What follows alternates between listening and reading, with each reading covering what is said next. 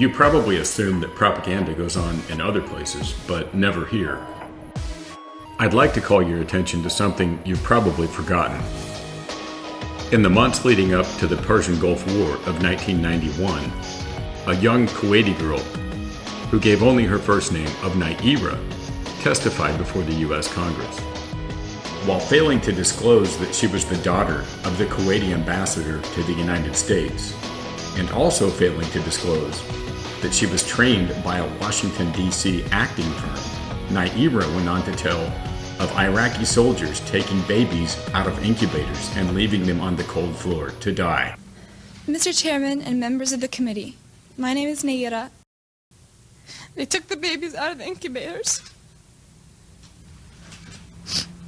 Took the incubators and left the children to die on the cold floor.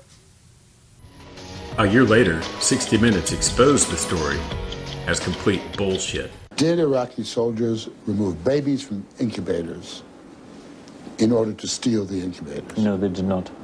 Not at all. Of course, the president used the story of babies in incubators to gain support for the war. This is propaganda. Took the incubators and left the children to die on the cold floor. They had kids in incubators, and they were thrown out of the incubators so that Kuwait could be systematically dismantled. It's been 24 and a half years since the mainstream press exposed any lie this big. Would you believe the incubator story was made up and fabricated if 60 Minutes hadn't exposed it?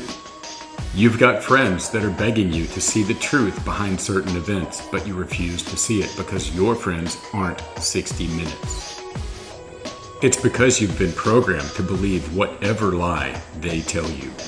It's the Boston bombing was really carried out by the government, and 9/11 was really carried out by the government, and Waco and false flags and all the rest, right? Pick your poison. There's always been an appeal to this necrotizing conspiracy theory radicalism, which almost always butts up against justifying violence, justifying some sort of cockamamie, violent, heroic resistance by the select few who are awake and can see the truth, even though everybody else is lulled to sleep.